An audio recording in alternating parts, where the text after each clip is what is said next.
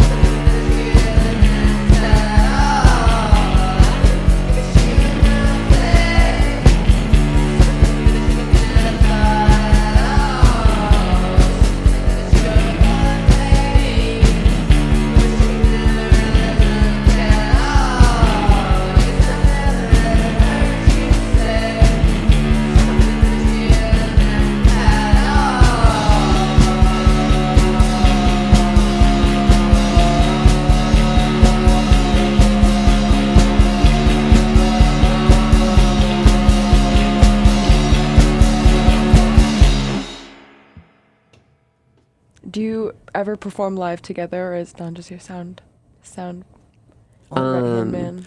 I think no, not really. You know, at some point I kind of want to get together like a cool band, and I think because Don's on the Mary Ray Says single. Yeah, I noticed that. Sing and his vote you did play at one time when we played in the Monty, like before the pandemic. You did the vocals, right. But then it was like kind of the sound was kind of weird, or like it didn't work at first. Yeah.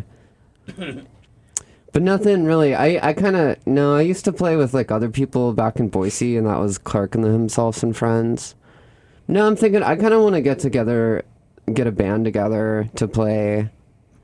Kind of because I have all these songs that are kind of like album songs, you know, necessarily, or it's difficult for me to play them and do them justice by myself. Like they really do require other people. When you played your residency earlier this year. Oh my God. Was that all solo? That was just me playing, No, some people showed up. Yeah, Don was DJing at the residency. Yeah. Cool. Yeah. Just to make sure that to drive away whatever people did wander in. Yeah.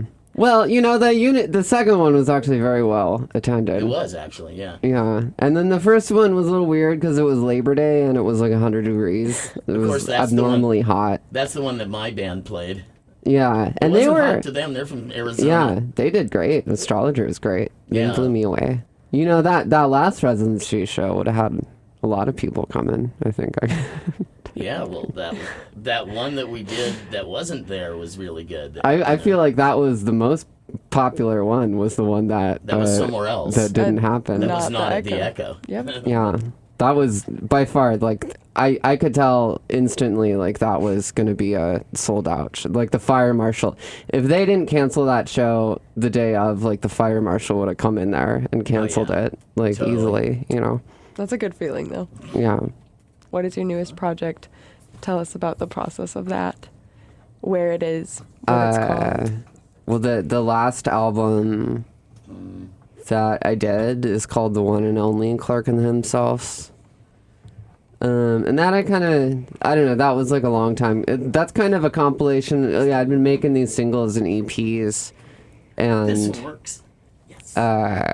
That The One and Only Clarke and Themselves is kind of like a compilation of those, some of those singles and EPs, and then some new songs. But I guess the latest thing is like Don and I recorded a single at Rob Campanella's house in the springtime that nobody knows about. It's one of those bucket list things. You know, I want to record a single at Rob Campanella's house in the springtime. Well, it helped that Rob asked me too. He asked me in, I believe, like January or February. Yeah. So nice. I guess the timing was good. But that one's fun. I think that's real good, and that's gonna come out on Curation Records. And then so that like that's I don't know, but that's like that's a single. But the album that came out is called The One and Only Clarke and Themselves.